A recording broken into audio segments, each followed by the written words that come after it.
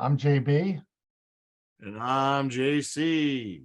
And we are the FFL Consultants, coming to you monthly with a Zoom for FFLs only. We get a nitty-gritty on all the FFL activities, ATF requirements, NICS updates, case. We have some real good information for you today. Some case studies we'll get into in a few minutes.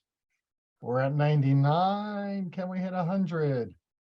And as JC said, go ahead and load your questions in throughout the presentation. Just hit that chat button at the bottom of your screen and type your question in. Every question's a good question. If you're thinking about it, so are 10 of the people who are viewing today. So JC and myself are the co-founders of FFL Consultants. We're also independent consultants for the compliance consultants and security consultants for the National Shooting Sports Foundation, the Trade Association for the Firearms Industry. And there we are, JC. We got 100. Let's get this show on the road. All right. Today's Ask Us Anything is brought to you by Gun Warden. Gun Warden is excuse me, Gun Warden offers fully customizable modular secure product display systems, solutions that are easily adjusted to secure firearms of any barrel length or pistol grip size, and provides secure storage for ammo, scopes, and other accessories as well. Gun Warden provides you with the ability to get more inventory on the floor and give better visibility to your customers. Visit gunwarden.com to check out the full range of Gun Warden products. If you speak to Danielle or Mike over there at Gun Warden, please mention that you're part of FFLC Nation and you saw it right here on the Ask Us Anything. All right, thanks, JC. And we'll see Mike and Danielle out there at SHOT Show this year. Hope you guys will be there in the booth as well. If you're attending SHOT Show, look forward to our upcoming schedule and when you can come and hang out with us, meet us, see us, and ask us your compliance questions. So here's the outline for today. We're going to obviously give you a numbers update. It's ATF just finished their fiscal year with the September ending their fiscal year. So we'll give you the year-to-date numbers. They are on a tirade, though. Their inspections are not slowing down. In fact, they just went through just went through the highest. Hey, Ron, how are you? Good to see you guys. Then we're going to give you updates on NICS Denial Act, ATF rulings, inspection updates, not the same old stuff. We got some new stuff for you. We've got a couple case studies. JC successfully argued 2 cases last week, revocation cases that reversed, and we call them saves, rescues. So we'll talk through the case studies and show you exactly what happened and how we were able to defend and challenge the ATF rulings and actually rescue that FFL from losing their license on two different occasions. We've got a little NICS update. We've got a special gift for all of you attending today. We've got the new restricted states guide for long gun transfers. A lot of you have been asking us to get something together on that, and we finally have it available for you. So stand by. And then we'll be talking through what we call corporate responsibility. This might be a new term for a lot of you. Whether you're a mom and pop, big or small, or a multi-chain FFL sporting goods outdoor pawnbroker dealer, corporate responsibility must be part of your repertoire right now as you are challenged by the Biden's ATF administration. So we'll talk more about that, give you some definition and some ideas to get through that. All right, breaking news. Here we are. Most of you have seen this. I hope all of you have seen it. If not, the NICS Denial Act is actually live now and functional. We're still getting calls. I got 2 calls yesterday on Sunday that actually said they've never seen this and didn't know it was in place. But here's the breakdown on the NICS Denial Notification Act. Every NICS delay or denial is going to require an FFL to enter the resident address as shown in box 10 on the 4473 for the firearm customer or the transferee. That is every delay and denial. And the reason for that, and you won't know it's a denial. What you're going to see on your screen, if it's a delay or going to be a delay or denial, you'll get this little pop-up box that asks for the information from box 10 on the 4473. And that is there for a couple major reasons. One is to help the NICS team do a more in-depth verification of your customer. It's supposed to help speed up the background check actually, so that they can move on with the delays and not waste a lot of time researching areas or people that aren't the right person. So that's one reason for the address update. The second one is to actually follow up with any type of legislative or criminal action against people who are not supposed to be attempting to purchase a firearm. And as we've talked over and over before, a felon, when released from prison, is advised by a magistrate not to attempt to purchase, be in possession of, or be in proximity to firearms or ammunition. This is going to have some action to reinforce public safety. This is one way to cut down on bad guys trying to buy guns from lawful gun dealers who know the rules. And it just shouldn't be happening to begin with, but we have not been good as a law enforcement agency prosecuting or researching and going after these folks who are actually lying on a Form 4473. Felons should not be checking a box no when they should be checking it yes. So just be advised, this is not optional, this is required. You will be typing in or required to type in or convey via phone if you're still calling in your NICS background checks, the information for that customer in line 10 or box 10 on your 4473. And they will be following up. NICS and or local law enforcement may also be asking for copies of your 4473 for that individual that they're researching. And they are both privy to this. We have not seen a lot of this yet, but we do know that NICS has requested or for the ATF or with the ATF, copies of those 4473s to be sent in or emailed in or faxed in. So that's phase one. We just want to make sure everyone is keenly aware of this new requirement. Okay. Along with that, NICS or LEO may even stop in with authorization to obtain a physical copy of your 4473 for different reasons. But the primary one would be to pursue going to visit and or apprehend and or investigate that person who otherwise should not have attempted to purchase a firearm for whatever reason. So here's the critical part for you as gun dealers. Again, in the past, we didn't pay a lot of attention to denials, and we've been talking about this for 3 months now. Make sure your denials are completed through box 35 with all of the correct and accurate information. All those boxes, not most of them, but all of them. And obviously, do not put a date in box 36 because no firearm is transferred. And keep those handy, keep those filed, keep them chronologically filed by date. They will, as we get deeper and deeper into this activity and this act, we can probably see more and more activity with law enforcement pursuing these individuals. A couple questions have been coming into us regarding this whole act is, am I in trouble if I don't respond? Of course you are, yes.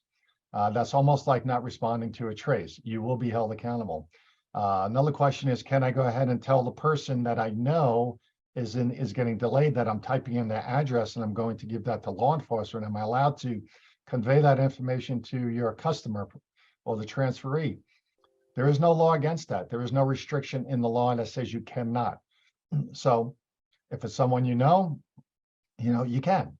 As far as we know, there is no restrictions on that. What happens as a result of all of this action is still unknown. We and you will have no idea what's actually happening with the information you're keying in for the NICS team to, upon request.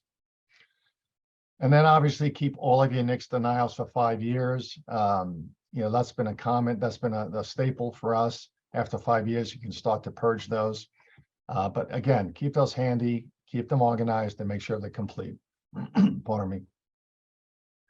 Along with all of this NICS stuff that's going on, last Friday, October 14th, out of the blue, without much advance notice, the NICS team implemented what they call the enhanced background check through the Safer Communities Act of 2022, the Bipartisan Safer Communities Act.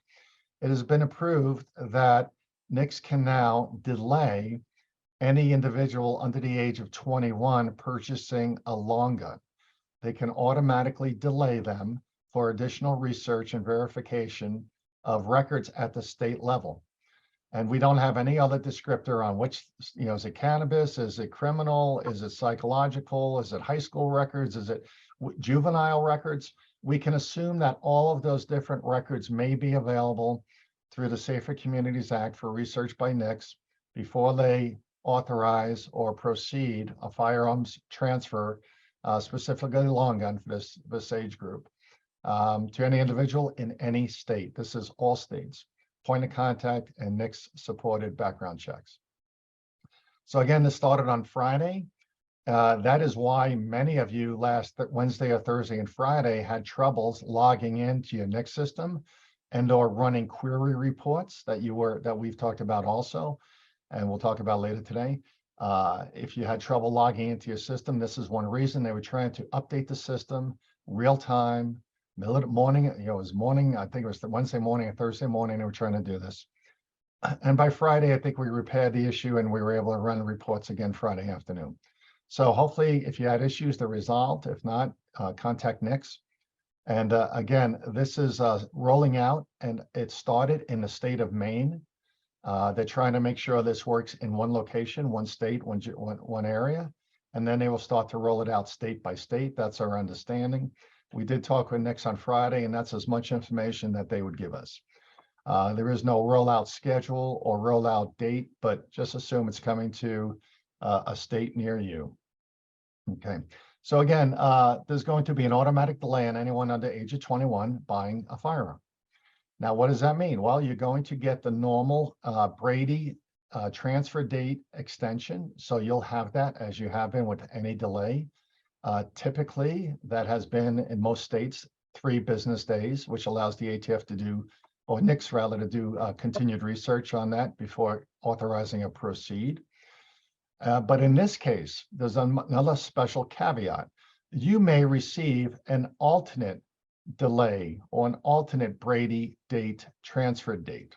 So that may happen where you are, which means the ATF wants more, NICS wants more time to research this person under the age of 21 in their rifle or firearm purchase.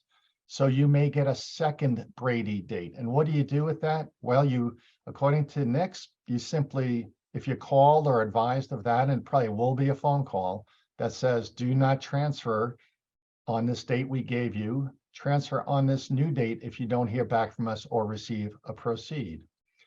And the only place to put this date until the form changes, and the form will change, that's always inevitable every few years, you have to place this new revised Brady transfer date in box 32. It's as simple as that. And there's no other direction or indication from NICS on how to document it or words to use or any formatting. Just simply put that new date, if you get it, in box 32 and write revised Brady date.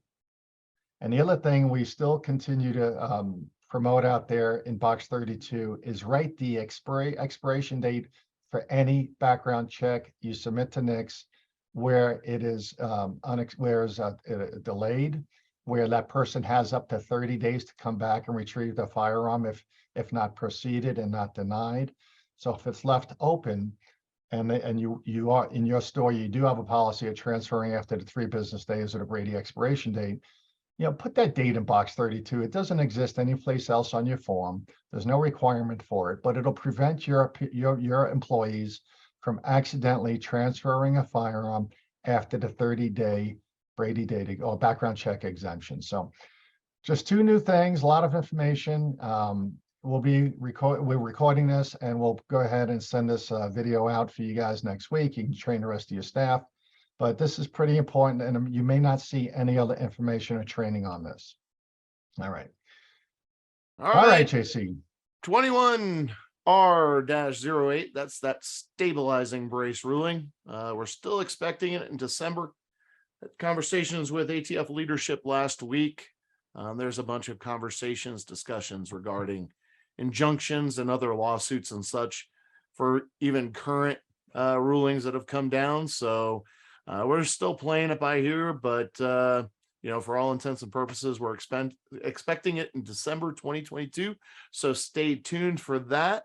And all you pawnbrokers out there, just be real careful with these AR pistols. We've gotten a lot of phone calls in the last couple of weeks where FFLs have come in possession of what would be considered SBRs, not AR pistols. So know what the difference is and what all the characteristics are. It's going to be very important for you. All right, more to come on that. Let's do some statistics real fast. So we have, we're going to do about 45 minutes worth of training and then 45 minutes worth of Q&A. We do have a hard cutoff at let's see, 2:30 Eastern time. There we go. All right, so ATF statistics for September. Inspections had 916. Wow, that's the highest number we've ever seen for any 1 month. 150 more than August. Again, this is September results. There's the big cities on your screen.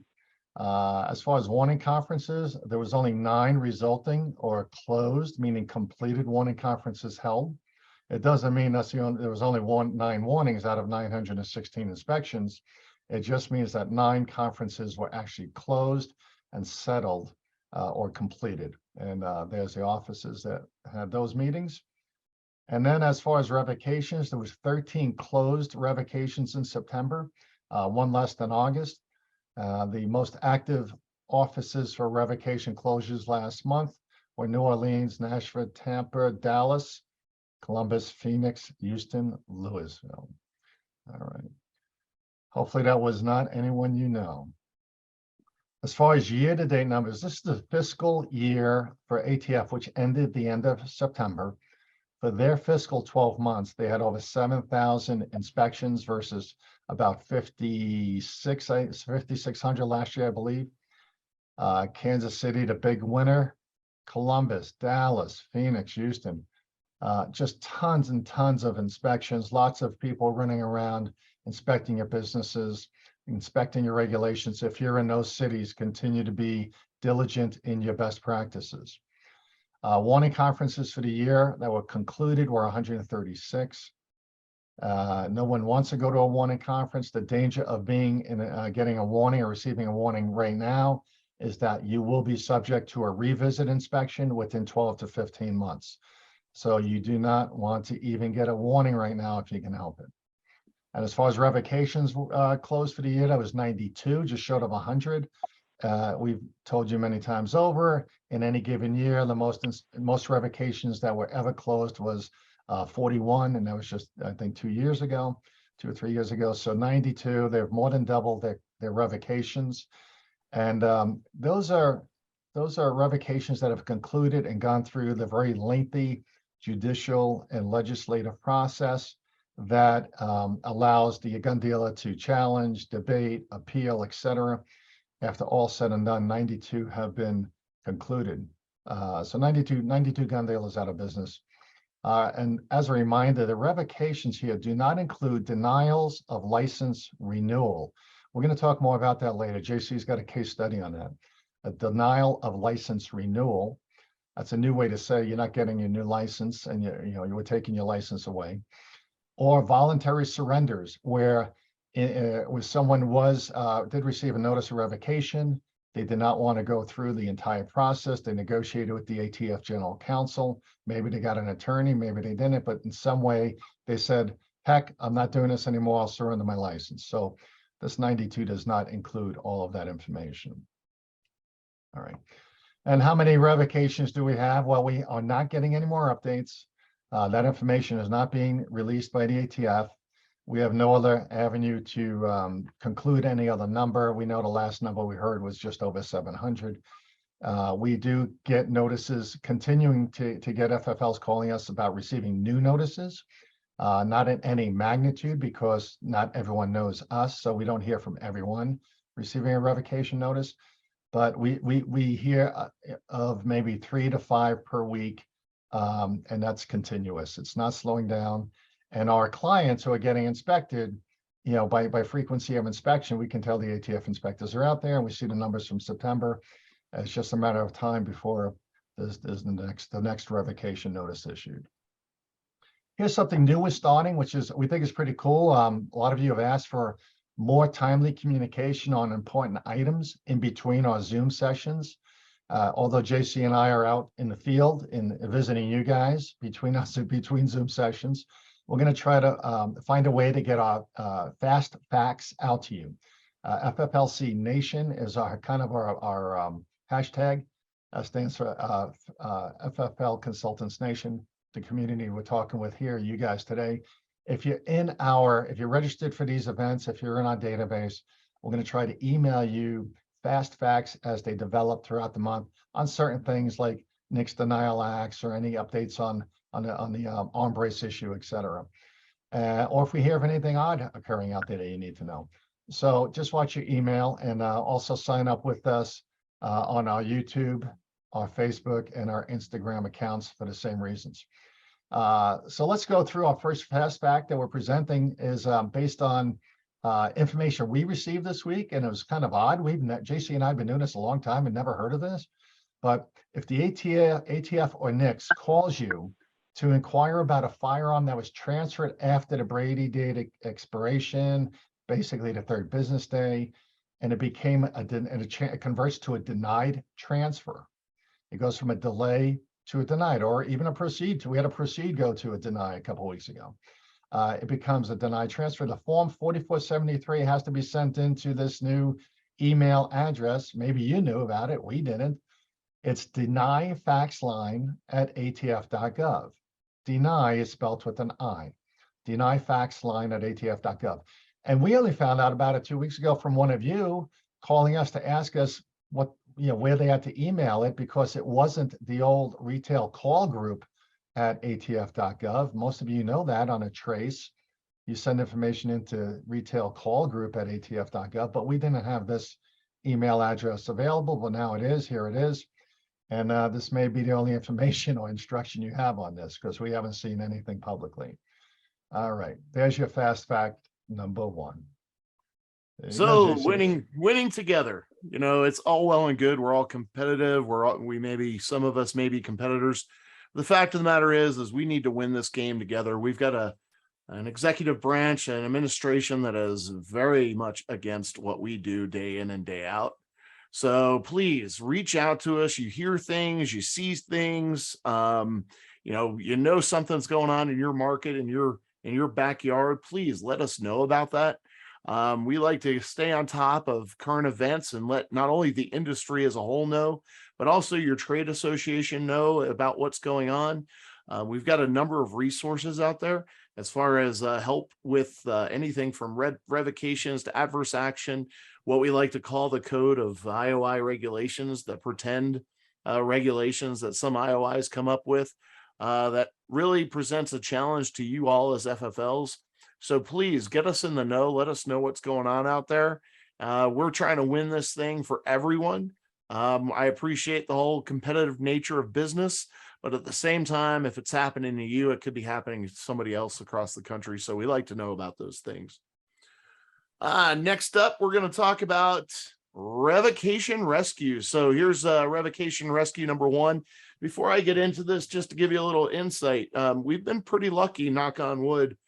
So far, we've been getting alerted probably about at least once a week over the last, I would say 6 or 7 weeks now, where we're winning revocations. They're being rescinded, with FFLs that we've been supporting through this process.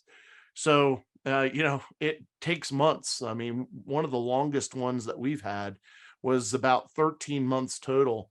And I got to tell you, you don't want to be going through that for 5 months, little less 13 months of waiting to know what the outcome of that revocation is going to be and whether or not you're going to be able to stay in business. So this particular revocation business been in business for 10 years. They did have some very significant violations identified. There was certainly a lack of focus on compliance, and that's really key. You've got to focus on compliance. Take your time with these transactions, right? So the inspection happened in February of 2022. They were actually getting ready for their renewal of their FFL. And what happened was the ATF came back and said, you know what, we're not going to renew your FFL. They weren't even going to go through the revocation piece. They just said, we're going to deny your renewal. So They contacted us. We told them, look, you know, we can support you through this. Let's build out a plan. Let's make things happen. First thing we got was a letter of authorization to continue business, because obviously they're denying their renewal. So we had to get through this process. And you can see, I mean, that denial hearing happened in July, and their license was set to expire in March. So March of 2022. So we had to get that letter of authorization to be in place so they could continue operating that business. The ATF, we put up a good enough argument, provided some resolution to all of the issues that were identified. And the ATF came back actually just a week or so ago and actually determined that they were going to vacate that denial and go ahead and reissue them their license. So the arguments were simple. We just presented to the ATF that the FFL was going to focus on compliance. We were going to implement some training and SOPs for that business. Those are two very key components to your success as an FFL. And then we're giving ongoing anytime compliance support to the FFL and their team members. Anytime they have an issue, they pick up the phone and call us. And, you know, unfortunately, in order to make the ATF feel confident, they've signed up for quarterly mock inspections. So we're going out there every few months and reviewing the last 90 days of transactions just to make sure everything is 100%. And here's the deal. You know, they went through this process and it was a denial of renewal. They vacated that denial and issued the license. That doesn't mean that in 3, 5, 7 years, they're going to be inspected again. That means in 12 months, they're going to be inspected again. So they can expect anywhere from 12 to 18 months that they're going to get a reinspection. So we have got to have them be 100% ready to go.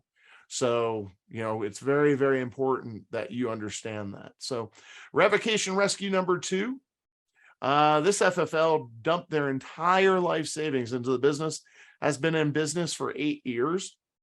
Believe it or not, it was a single out-of-state resident transfer, and it was a really unusual one because they could show that they were also a resident of the state that this FFL was in. They also had one ATF form 3310.4 that was not submitted.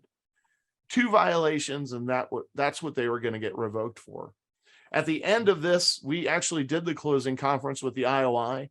That was back in, I don't know, I think it was like October, November of 2021.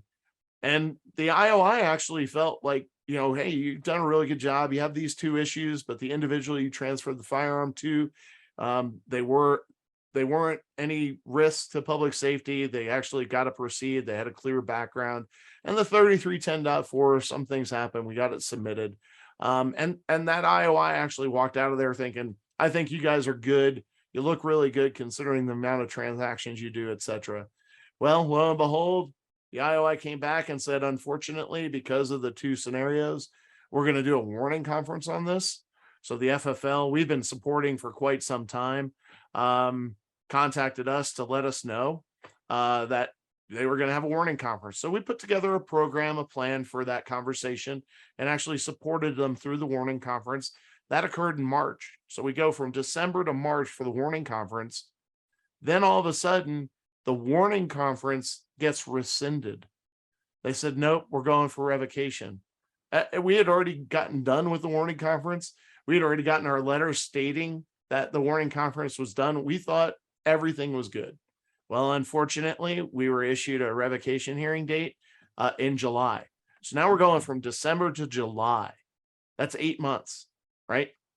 We go through the revocation hearing, we provide our argument, show our resolution, show everything that we're doing, have done and are doing and will continue to do. In September, just last month, the ATF determined that everything was good.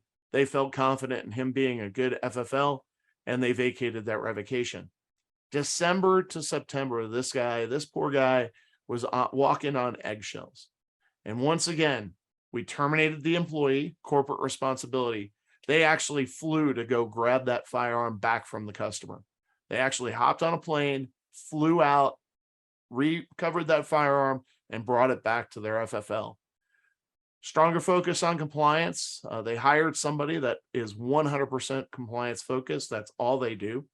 We already had implemented SOPs and training, but we got a little bit more tight on the SOPs.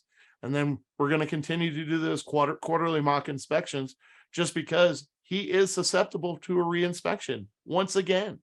So he's already gone through multiple inspections, and now he's going to have to go through one more, but we're going to get him to be 100% clean. So the ATF gets off his back for, a few years and he can relax a little bit. So Hey, that was JC, I got a revocation rescue number 2. Yeah, JC, I got a couple questions on this Yeah. before, and it wasn't on the agenda. So, Sure. explain, I keep getting these challenges by, our clients and FFLs we've known for years saying, oh, I did okay on my last inspection. I had some issues, but my IOI said, don't worry about it. And they didn't write me up. So I'm not really worried about my next inspection. Can you explain the Spartan program a little bit and how it's Absolutely. changed? Yeah. So Spartan, so here's the deal. Pre-Spartan, this is an application that the ATF, the IOIs utilize. Basically, every time they find a violation, they have to enter that violation into Spartan, and Spartan takes it and provides, corrective action, etc. It's all automated. It's all artificial intelligence that makes all of these determinations. Previous to Spartan, they had a different application, which basically allowed the IOI a little bit more flexibility in their approach to an inspection. Now, not the case. Any citable violations are entered into Spartan. Once all is said and done, the FFL during the closing conference has offered the opportunity to provide responses to every cited violation. And then once that's done, it goes into the system. It gets finalized. You sign off on your acknowledgement of regulations, and the system, once everything is said and done, and that compliance inspection is closed, the system actually kicks out a reaction to or recommendation to your inspection. The IOI, the area supervisor, the DIO has no say whatsoever in what the results of your inspection are. It's automated completely. If you're not worried about your next inspection, I would strongly suggest you take a look again. Any report of violations that you've received, if you have a repeat violation, that is considered willful. If you've been through any type of adverse action, hence a warning conference or a warning letter, and you have any violations whatsoever, that is considered willful. When you sign off on your acknowledgement of regulations at the end of an inspection, or when you received your license during your qualifying inspection, that is basically you stating that you understand how to operate as a federal firearms licensee. So you need to be really aware of the fact that they are holding you to account, and even one violation. We have had plenty of revocation hearings so far this year and even through last year where literally it was a single violation within those 5 deadly sins that have been identified. So just keep that in mind. 31 days, 1 day past the expiration date of that NICS background check, that's revocable. You're going to revocation, even if it's only one. The thing I keep reiterating over and over again is, what part of 0 don't you understand? 0 does not equal 1. 0 equals 0. So just be aware of that. Be really careful. We're still supporting many FFLs. We're well over 70 now that we've been supporting through the revocation process, as well as, just doing any type of corrective action plans for them. So it's a long process. It's a tedious process. And believe me, for the FFLs we've supported, it is really unnerving. I mean, they're spending months and months wondering what the outcome of this hearing is going to be and whether or not they're going to stay in business. And JC, the next question before I move on to the next slide is, just in general sense, the majority of these revocables are very severe, obviously, but getting that firearm back, and I've certainly you 2 case studies, and that's the advice we give all the time. The most important piece of committing or completing any of these errors or citable violations and trying to figure out what to do about them, I think the first and foremost issue is always to try to get that firearm back so that it's not a danger to public safety. Would that be accurate? Oh yeah, and don't wait until the closing conference. If they identify a firearm or an issue, I'll tell you right now, this is our golden rule right here. If you're going through an inspection, pick up the phone and call us so we can give you some guidance. We have a preparation for an FFL inspection guide that you need to go download. But I'll tell you right now, getting the gun back, it depends on the violation, but getting that gun back is key. We've saved a lot of FFLs from going through this process because they were able to get that gun back so quickly. Yeah. And just remember, the gun's gone, but do what you can to get it back so that way maybe you can change their mind. Yeah. I in the last couple of weeks, I had 2 FFLs I talked to exactly about this issue when they called, and they thought they really didn't want to try to get the gun back. I said, that's fine. You don't have to try to get the gun back. You just have to figure out how to sell your business. Yep. There you go. I mean, it really comes down to get the gun back. And we have many ways we can help you try to do that. Or just give up, just surrender now, because if that gun hanging out there is probably the worst. It's like a boat anchor. You got to pull it in. You got to get it back and be able to argue that point if and when you ever have to sit down to argue a revocation. Okay. All right. All right. Little music. Well, it's here, guys and gals. You asked for it. We finally got it for you. It's the Restricted States Long Gun Transfer Guide. Believe me, it's not easy to pull something like this together. You got to scour the law books and journals and the state laws to make sure we got everything. But this is available to you now. It's if you honor transfers to any individuals from out of state, long guns specifically, obviously. If you're in a mountain town, a resort town, a tourist town, or just neighboring a border, you got to know what the rules in the other states are before you complete those transfers for long guns to individuals that don't reside in your state. So we field many of these calls regularly, and to us it's a lot of quick answers, but we wanted to put that in your hands. So go ahead and download this and laminate it and share it with your team. It addresses any state that has restrictions based on assault rifles, special permitting, magazine capacity, extended waiting periods, and other types of acknowledgments. Maybe you need a permit to purchase an assault weapon in a certain state, or if you're in Illinois, in Massachusetts, you got firearm owners, ID cards, etc. If there's any restrictions in those other states, no matter where you are, you have to comply with them. So this is like your little cheat sheet. Go ahead and easily just go ahead and download it. Go to our website, FFLconsultants.com, and click on that little extra bonus button there at the bottom. We kind of hide that there, but it's always been there. That's where we place in position for you any special documents we provide to viewers from our webinars. Just go click on that. You'll see a whole folder pop up, and just look for the FFL Restricted Transfer State Guide, and it's right there alphabetically. You can't miss it. Download your copy. It's all yours. Share it.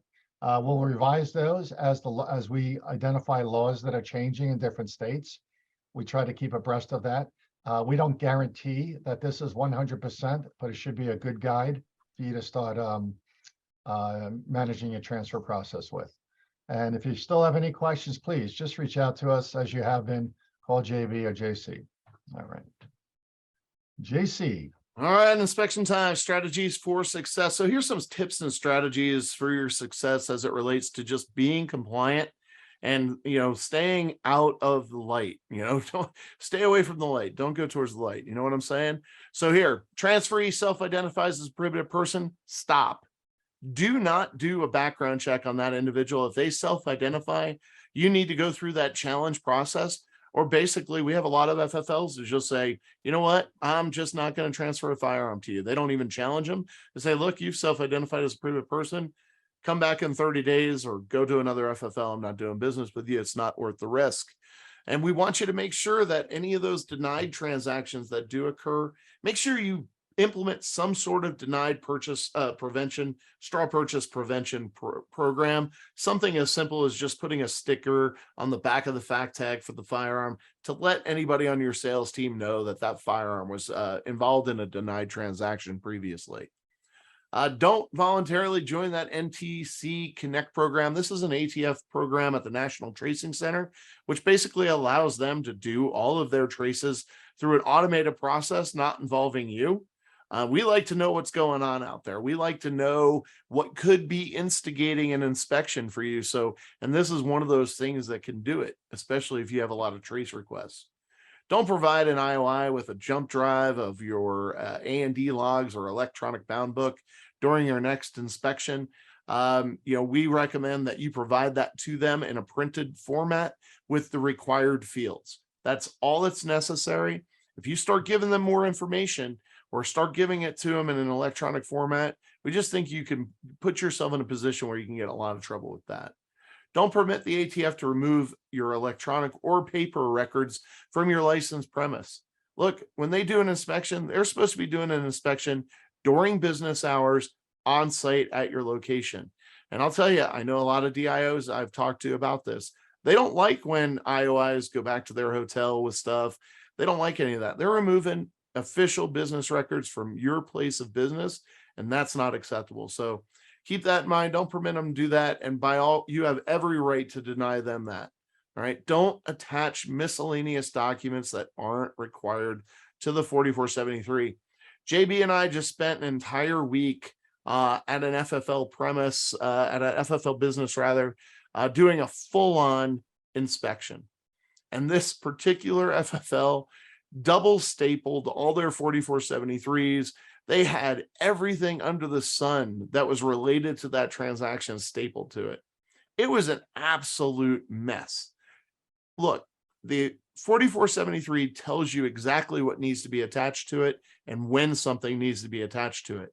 I hear far too many FFLs tell me, well, the IOI likes it that way. I appreciate that. Tell the IOI to become a senator or a congressman, pass along a bill that allows them to change the rules, change the laws, and requires ATF to implement a regulation. And then they can ask for and make you do whatever they want. But until then, if the regulation does not stipulate that something has to be attached to the 4473, don't give them more rope to hang you with. All right. And then make sure that you are printing your NICS daily search history reports, as well as your point of contact state summary reports. Print those off, keep them in a business record and business file so you have them for a point of reference if and when, God forbid, something comes up where a background check is questioned related to a firearm transfer. You have all of the information to show you did a background check, you did it properly, and you got approval. All right. Those are just some tips and strategies for your success. Some optional strategies that we're seeing implemented by FFLs out there, just to tighten their internal controls and avoid any violations.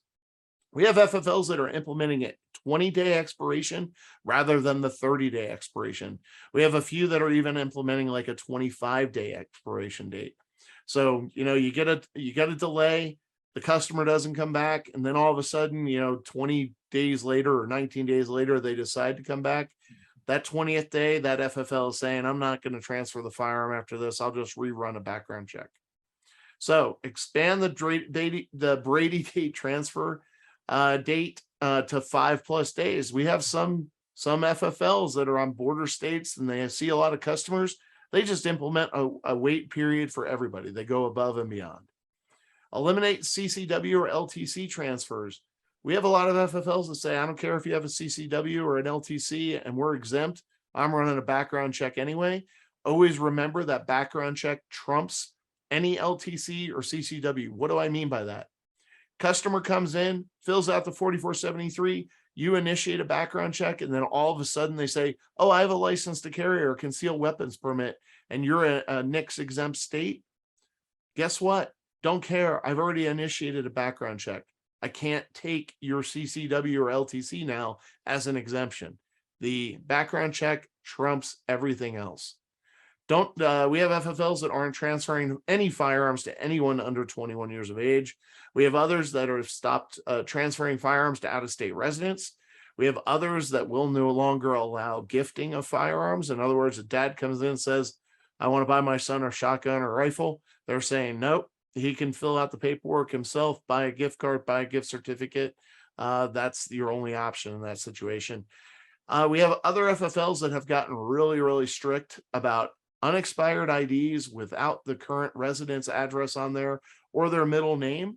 They're just falling back on the state laws that state that once an individual moves, changes residence, they have an X amount of number of days to update their identification or their driver's license. And that's what the FFLs are leaning on. So these are really some strict kind of options and optional strategies for your success as an FFL to make sure that you're avoiding any violations that could land you in revocation. So keep these things in mind. Always, always, always get that NICS search history query printed off every day at the end. Make it a part of your closing process every day. Same time you do those 3310.4s, get that NICS or point of contact state summary report. Keep that information. It's vital to your success if and when something ever gets challenged during inspection. We talked about this, I think, in the last Ask Us Anything in September. We've heard a lot of FFLs out there that have implemented this. This is your ATF and law enforcement comm log. This is where you need to keep track of everything you're doing to promote public safety, to stop guns from getting in the hands of criminals. I want you to put any interaction that you have with ATF, NICS, local law enforcement, write it down, date it, time it, who you spoke to, what was the situation. Discuss any discussions you've had with ATF or IOIs, asking them questions. What was the question? What was the response they gave you? Date, time, any training events. If you do a Ask Us Anything every month, put that down in the book. Attended Ask Us Anything on this date. Make sure that you're writing down if you attended any NICS retailer days or ATF training seminars. Any straw purchase activity. If you've stopped a straw purchase from happening, write it down. Just give a short little blip about what the scenario was and write that down, date and time. Staff training, any training you put your staff through. If you come to FFL Consultants and ask us to do a specific training session for just your crew, by all means, write that down. Trace requests, whenever you get a trace request, write it down. Put down how fast you responded to it, all of those things. Always get any type of guidance from the ATF in writing anytime the ATF makes any types of recommendations, and then add that to your comm log as well. Keep a file of those things. This is all vitally important to your defense in the event that you see a revocation coming down the pipe or any type of adverse action from ATF. We want to be able to go in there with this book with details showing that your number one concern is to conduct lawful commerce in firearms, and you are very positively influencing public safety.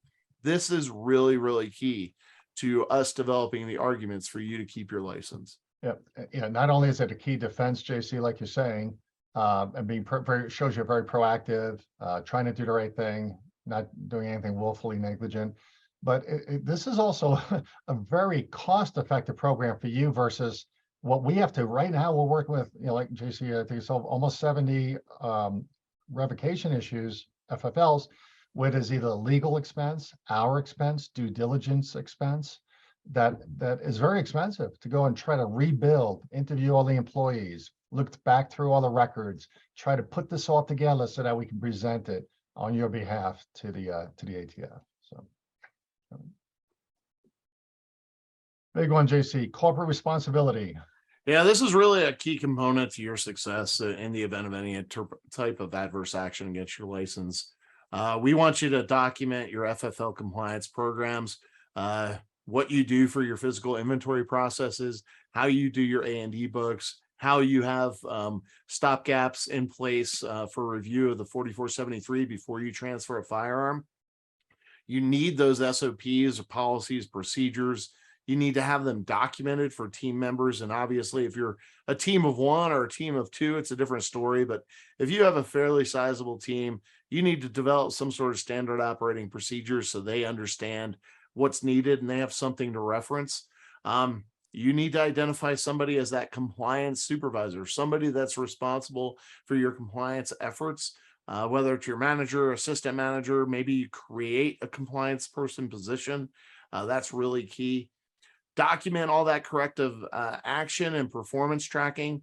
Look, if somebody keeps screwing up on those 4473s, you need to be paying attention to that and actually documenting any type of activities. So that way, if you need to hold them accountable, you have that opportunity to do so. And that really shows that you are taking things seriously. High risk employees, if it's somebody that continues to make mistakes, you got to ask yourself the question, is that employee worth losing your business over? So that's really key. Pay attention to those 5 deadly sins. Use it as your guide.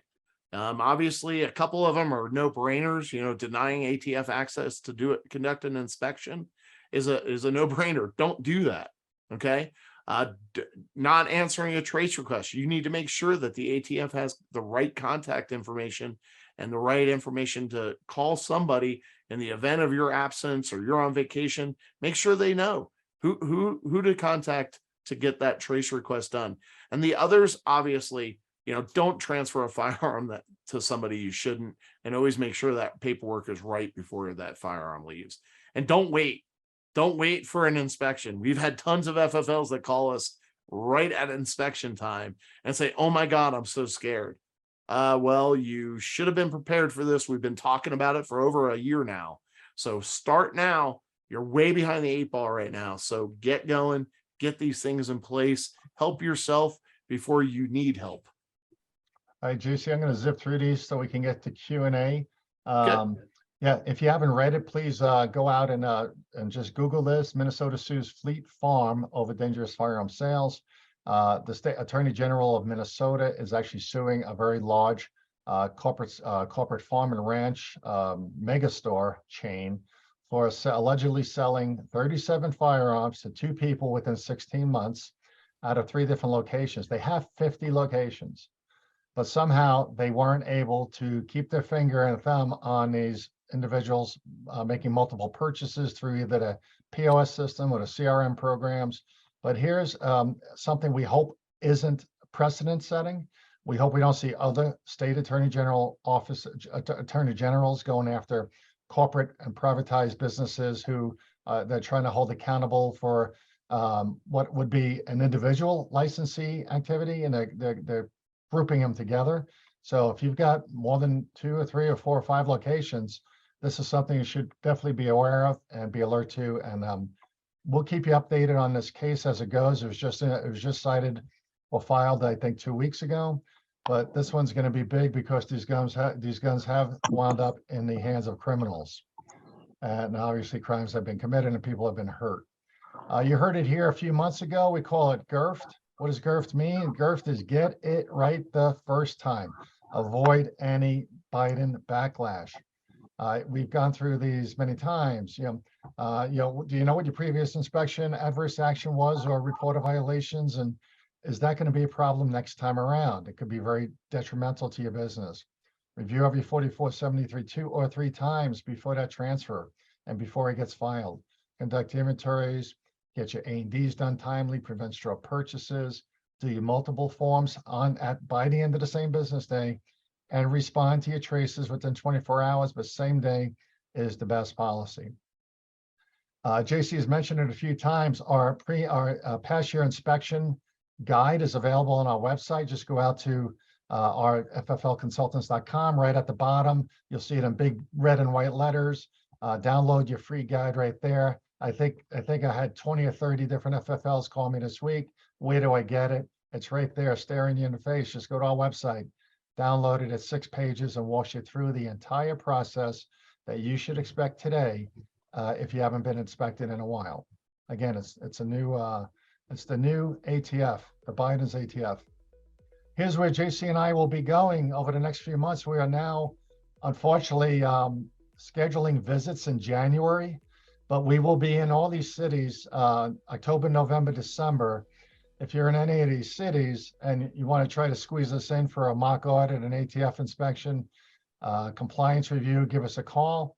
Again, we'll have this included in the video that we send out to you. Here's all the cities where we are scheduled in already. Any other city not listed here, it's going to be January, February. But if you want to visit, get on the list, find out, give us a call, find out when we'll be there. We will be at SHOT Show also in January, so you can see us there as well if you have questions and just want to go through some issues.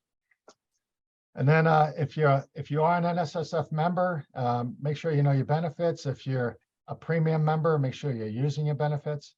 And if you're not a member at all, call us on how to join. For the price of a cup of coffee a day, look at that, cup of coffee, less than a cup of coffee a day, you can get all these benefits up to $25,000 in lifetime legal defense fund protection. If you get any adverse action, you get us on site for a full day to do a mock audit. Again, that we're scheduling new inspection visits in January now. But all the other NSSF benefits are available on-site education, member support services, all types of great retail supportive benefits as well. If you want to learn more, just let us know. We'll send you the entire outline for the programs available. Again, for the cost of a cup of coffee a day, can't beat that. And that's it, JC. We're into Q&A, and I know you got a 2:30 cutoff for your flight. So let me start off with our first question from Kathy got sent in. And she said, if I have someone assigned to handle ATF traces, and that person is not on site, say on a Saturday or Friday, can that trace reply wait until Monday? It's your business hours. So if you're open 7 days a week, they expect you to provide a response within 24 hours, no matter what. Now, if you're closed on Saturday and Sunday, or like say a Sunday and a Monday, it's your within 24 hours of your business hours. So if your person is out on vacation or sick or whatever the case may be, get in touch with the National Tracing Center and let them know an alternate person to contact. And you as a responsible person should definitely be one of those people. So get that information updated so you can get contacted. So the short answer here is you're responsible to respond to that trace request during your business hours. So 24 hours of your business hours. Jeff asks if we have seen an uptick in revocations and if anyone has one in U.S. District Court. So I think we ran through a lot of scenarios. Yeah. I'm not aware. None of the ones that we've been supporting have gone that way. The U.S. District Court piece is basically we get you through the revocation hearing, but the ATF makes that decision to still issue a final revocation notice. We haven't had any go to U.S. District Court. We've won the vast majority of ours. The couple that were just completely really bad, those individuals just decided to surrender their license. They weren't going to fight it anymore. So none that we're aware of, and we're supporting all of the major law firms in the industry as well as subject matter experts, and none of the ones that we've supported them with have made it to district court yet. Yeah, I think, JC, maybe just one down in Mississippi there. I won't mention his name publicly, but that we worked with. His first, yeah, God, that just was a one. while But ago, yeah. But anyway, to your point, most of these don't have to go to district court if you do the right presentation beforehand and get ahead of it and have the right defense ready if you are challenged. Am I correct? Yep. Yeah, absolutely. Yep. But you got to get that defense built, and I think we've pretty much got it down pat now. Yeah. All right. What happens? Here's Terry. Hey, what happens if upon an ATF trace you can't find the info they are looking for? I'm assuming he's saying you can't find the old 4473. Say that again. If you get a trace and you can't find the old 4473 they're asking for. Oh, well, you need to start doing a deeper dive. Check your A&D records, see if you have any record of it there. Check your point of sale. If you keep any information as far as transactional related to the firearm. The bottom line is, hey, look, people lose 4473s. It does happen from time to time. Your responsibility is to rebuild that transaction the best you can. I would tell you, it's not one of those I'll get to it when I get to it things. It's one of those you need to get a move on it and figure it out very quickly. Yep. All right. And JC, we'll probably shoot through these fast. Yep. Okay. Actually, I'm telling you that. Well, I'm going to go back to your question. I had this 2 weeks ago. ATF was calling for a trace, and FFL thought they were panicking. They thought they were kind of screwed, and lo and behold, they found it in a denied folder. Yeah. Yeah. So- Oh yeah. You just got to track it down. I just had one a couple days ago, and the FFL figured out that they never got that gun. The distributor actually made the mistake and said they sent it to them, and they never did. So Yep. there could be any number of reasons, but the fact of the matter is you got to start digging. That's why we tell you to keep those commercial records so you can keep track of things. So that way, you know, if you've ever gotten something. Right. Question about the new updated A&D books. Where can we get them, and are they available? I just posted that out on the chat to everyone. If that link doesn't work for some reason, they're available out on nssf.org, nssf.org. Just go to the button for the store. It's up in the top right-hand side of the website. They are the only ones that I know of so far that have actually put out the new books with the new headings. And they have two different ones, so be careful. One is for manufacturers and importers, and the other is for dealers, because there are two very different requirements for both. So make sure you're paying attention to which one you're getting. Right. And on top of that, I had many FFLs call me in the last couple of weeks asking me for where can they get this information to provide to the software providers who are disagreeing about updating their software headings for the bound book, the ATF view of the bound book reporting.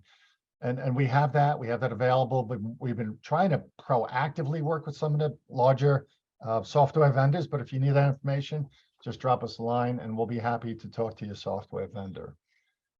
All right, I have an entry, here's from Terry. I have an entry in my electronic bound book where I listed the caliber on the stripped receiver as 0 instead of multi. The individual already picked up the transfer, and my staff and I did not catch the error. Is 0 acceptable? Or do I get the customer in to make the change and copy the 4473, et cetera? Okay. Here's what you need to do.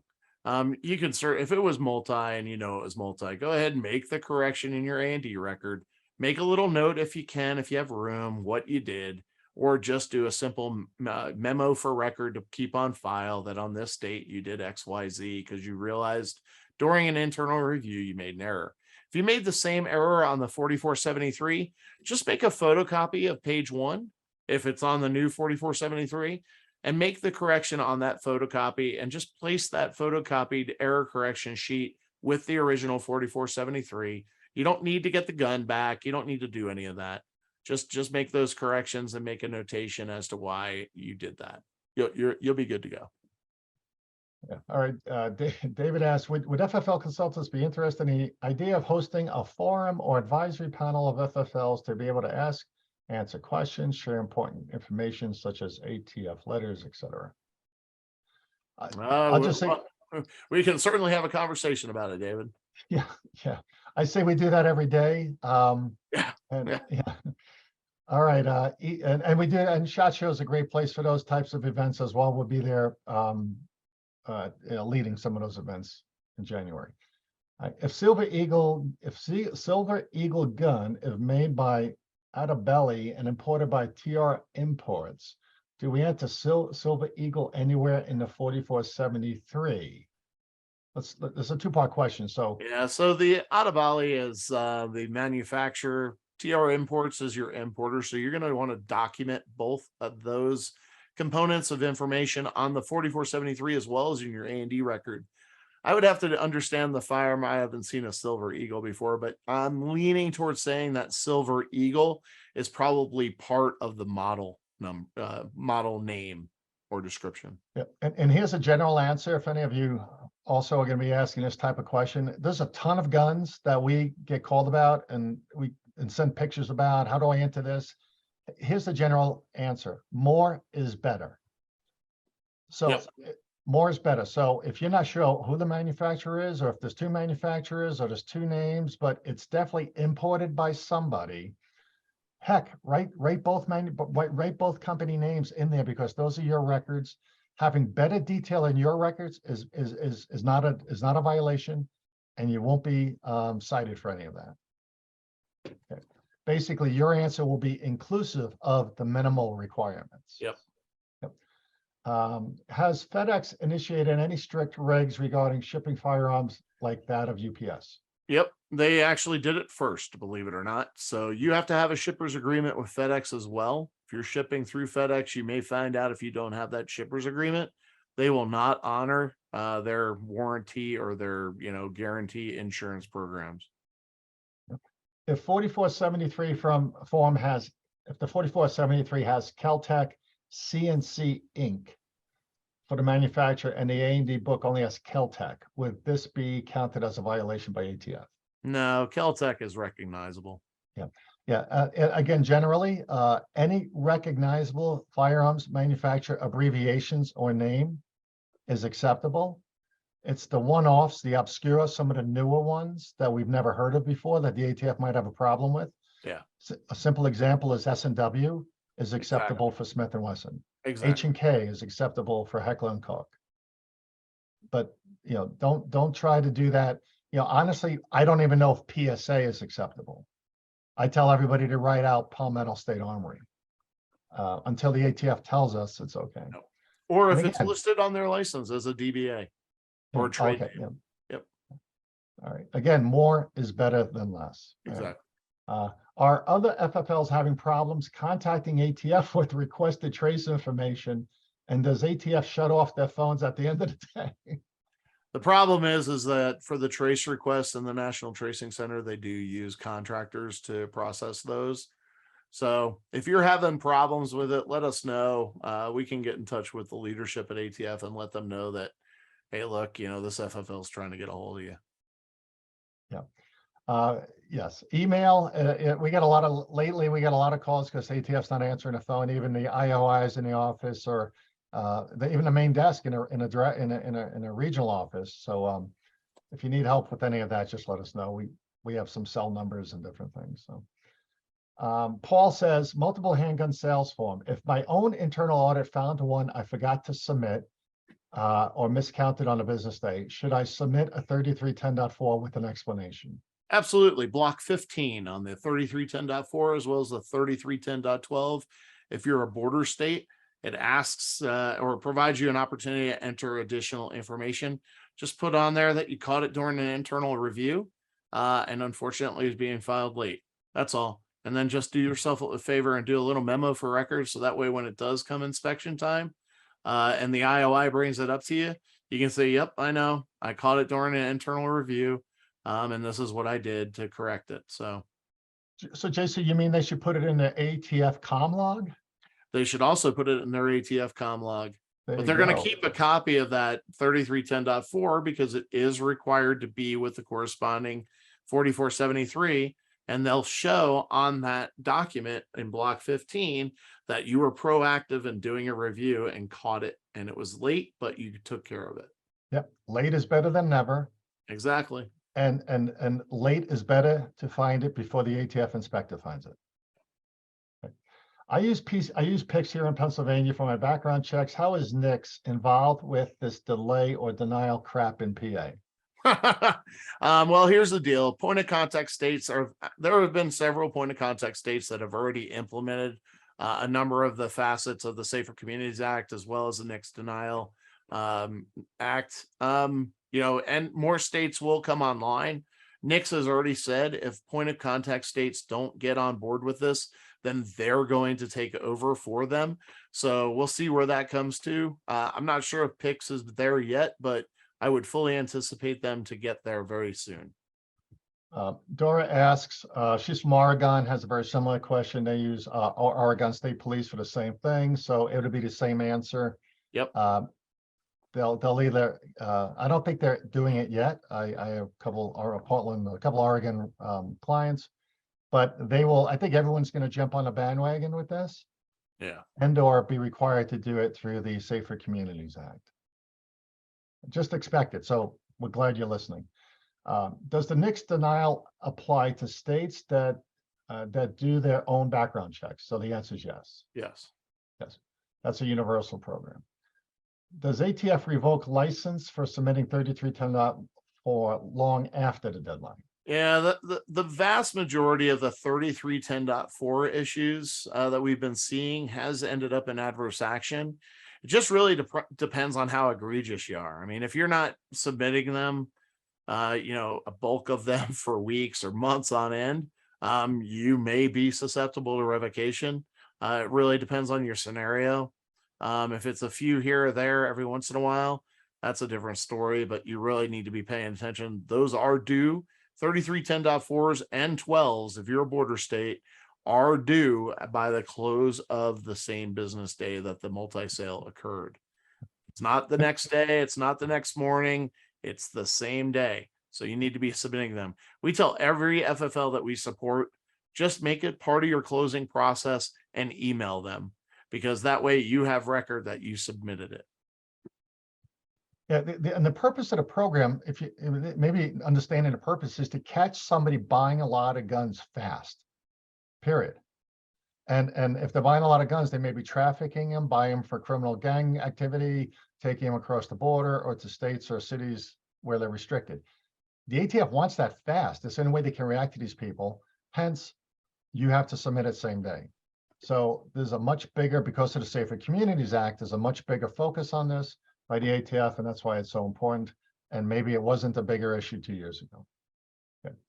As in Florida, we use FDLE. How does that affect us in Florida? I think we have the same answer there. Yeah, look, this whole NICS denial and the Safer Communities thing, eventually it's going to come to fruition that point of contact states are going to have to follow the rules. So just stand by for it. I'm sure the agencies that support your state will get you word out as soon as they're held to account on it by NICS. Yep. And we're hearing a lot about this activity. So thank you, Jeff. Right now, there are 8 active revocation notices in Dallas gun shows alone. Gun shows are a key focus for the ATF to identify non-compliance. So yep. Gun dealers, gun show dealers, be careful. I thought that as of 8/24, all denied and no sale completed 4473s had to be retained permanently. Yeah, I caught that earlier, JB, when you mentioned it. Yes. Okay. As of 2021 R-05F, as of August 24th, 2022, all denied transactions, anything with a NTN or a control number issued by a point of contact state, those 4473s must be kept for the entirety of the license. Got it. For guns made in other countries, we have been writing none listed if we do not find a manufacturer. Same with the importer. We list country of origin separately. Should we list the country of origin and made in Turkey or whatever, or wherever under the manufacturer? You don't need to say made in Turkey. You just need for that column for country of origin, you just need to put Turkey.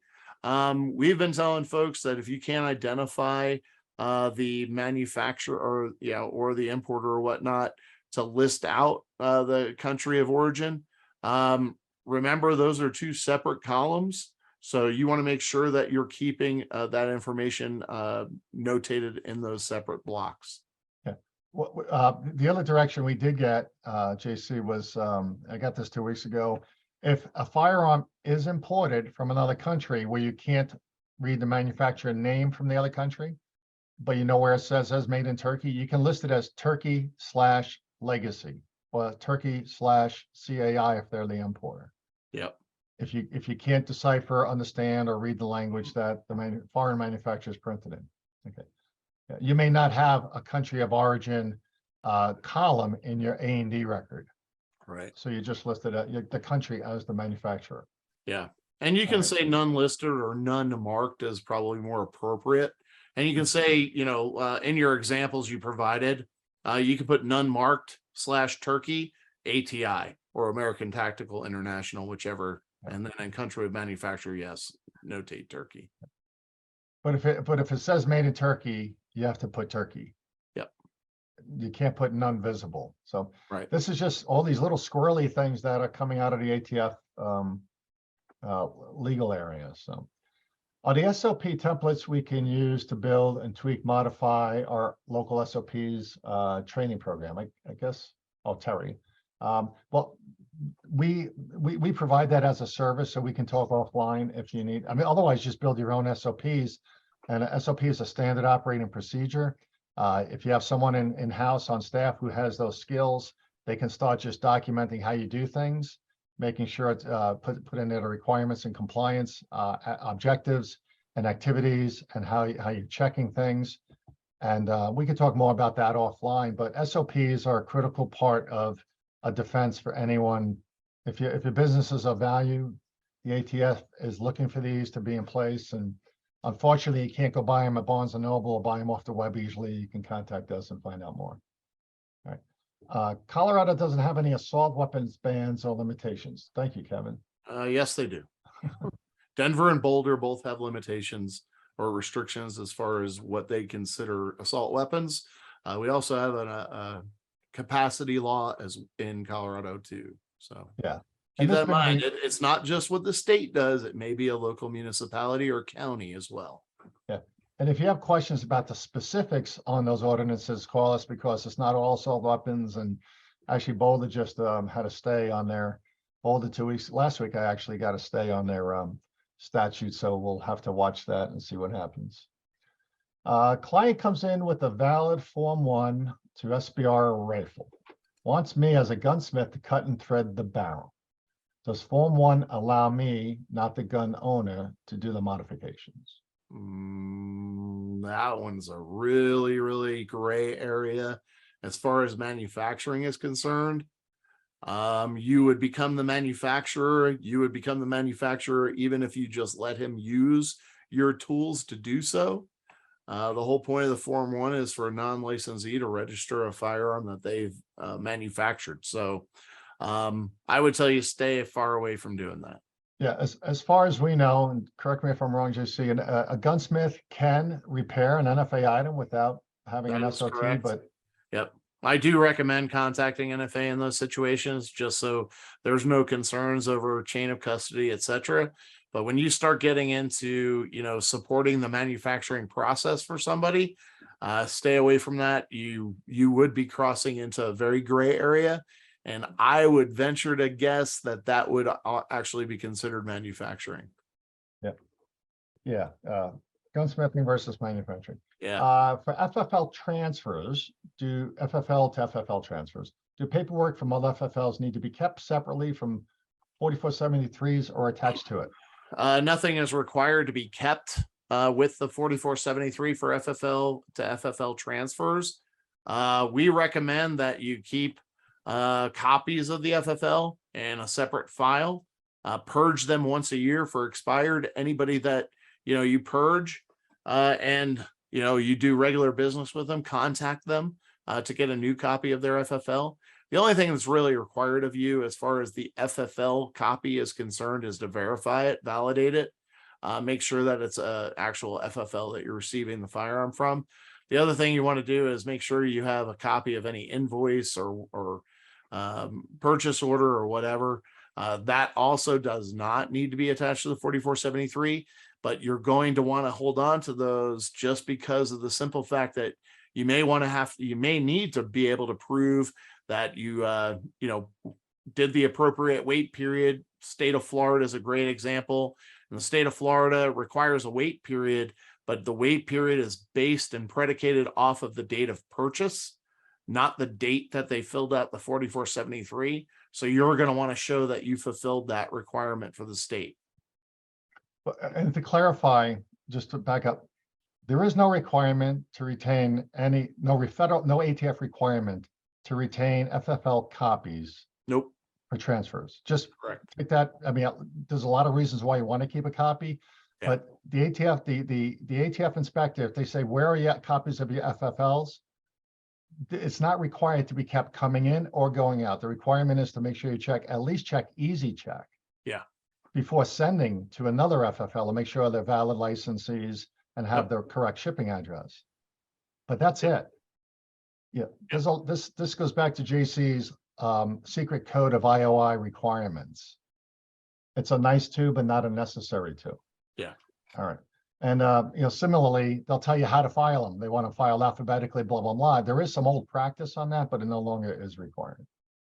All right. Regarding the optional strategies for success, not transferring to anyone under 21 can be problematic in the case that you are sued for age discrimination or for not performing a legal transfer.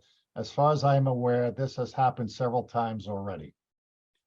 I know several FFLs that have implemented age restrictions, and they post it very publicly. Yeah. So, obviously you have to take into account all the possibilities and do what's right for you as a business. Yeah, and you are guarded by the PLCAA, which also says, as a licensed firearm, federal firearms transferee, you reserve the right to refuse a transfer to any non-licensee for whatever reason whatsoever. So there is argument and defensibility on this, and it is in the federal regulations. So don't get scared about imposing your own stricter regulations. As long as you're doing everything else correctly and you're not discriminating for any intensive purposes, I don't think, from what we know, again, we're not attorneys, but that would not be considered age discrimination in the case of the PLCAA. Says it right on the 4473, right where you actually certify it as a transfer seller. It's my belief that it's not unlawful for me to sell, deliver, transport, or otherwise dispose of the firearms listed on this form to the person identified in section B. So if you have a concern with it, don't transfer the firearm, period. Right. Doesn't matter if it's age or whatever. Right. All right. What is the next point of contact report that should be printed daily? It is your search history query. That's what we recommend.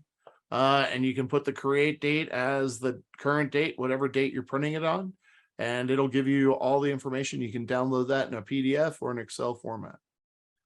Cindy asks, did they ever update the 3310.4? I'm not exactly sure what that's about. All forms, all government forms are required to be submitted every 3 years. So they update those regularly. Actually, the 3310.4, I believe, is in the process of being updated now. Well, I think what Cindy might be relating to, the 3310.12 was updated so that the columns align perfectly with the 4473. And I believe now that 3310.4 is also aligned correctly to have manufacturer, importer, make, or a model, serial number. So I believe those columns have been updated. Go out to the ATF website and just simply download that. You should be good. New NSSF and A&D record books are now available. Got it. During my own internal audit, I found a missed form 3310. Should I send it in? Yes, we talked about that. Yep, block 15. The new PMF serialization requirement. Is it clear that this does not apply to pre-1968 firearms, or is it as clear as mud? Okay, thanks, Patty. Personally, manufactured firearms, the serialization requirement on that is for those PMFs. If the firearm is a pre-68 firearm, no, it does not apply to pre-68s. I believe it actually calls that out in the new regs. Yes, it does. It's very, very explicit in the new ruling. Yep. We have a customer that wants to pick up several of his firearms that we have on consignment. The customer does not have a CCW. Can he pick them up without the wait time? This is, I don't know what state this is. I don't know what state it is, but he has to fill out a 4473 and go through the background check. Yes. And if it gets delayed, it's even more. How are business hours and days updated with the ATF? Simple. Contact your licensing examiner, and you'll probably need to do amended license. You can just go online and just Google ATF, FFLC, a Federal Firearms Licensing Center, and you'll see the form and the contact information. Again, just Google it or contact us. We'll shoot you the information. It's the ATF FFLC. Okay. And all the instructions are there. If the email gets rejected with the 3310.4, but you forward it back again the next day with the rejection email, will that cause any problems? It has happened to us like 3 times. No, absolutely. And something we recommend is to look for that response from the National Tracing Center that they received your multi-sale report. And we tell FFLs, if you don't get that receipt from the National Tracing Center, to resubmit it. And actually, it shows good corporate responsibility on your part. Good. Yep. Keep your documentation, keep your proof. Yep. Are all only a couple more, JC, and you're gonna run, but are all FFLs required to list a country of manufacture? I think our conversation. No, that's only manufacturers and importers that are required to do that. But if you're importing a gun from Turkey and there's no manufacturer listed except it says made in Turkey, you would list Turkey as the manufacturer. Right. Right. Yep. Okay. But Hopefully it's that covers it. 07 and 08s, and I can certainly talk to Fastbound about that. Can we access the search query in a point of contact state? Now, typically, point of contact states have a summary report. They may even provide it to you in your monthly invoice. You know, I would just tell you, go into your point of contact state system if you're utilizing their electronic system, and take a look at all the background checks you did for the day. They typically will drop off in 24 hours. Some states have a 72-hour period, but you might have to just do print screens or copy and paste. Not all point of contact states supply some sort of reporting process for that. Is threading a barrel manufacturing? Threading a barrel, probably not. You know, it just, that's one of those gray area items, but and it depends on the scenario, but probably not. Yep. And that's something you can just that would be a good question to contact your local IOI with. Put it in your comm log and get some brownie points for asking. Yep. Well, Or JC, it's head out to the 12:28. NSSF. Head out to the NSSF website and take a read of our 2 articles on gunsmithing versus manufacturing. Yes. And JC, we're gonna run here so you can catch your flight. We want to thank all 140 or so of you that joined us today. We are scheduled for November 14th, tentatively November 14th. We'll send invites. We'll send links to this video out by the end, probably the end of the week, since we're both getting on planes for a few days. Call us, email us. Thank you for being part of FFLC Nation, and we'll see you guys on the next Zoom event. Y'all take care. Thanks for joining us.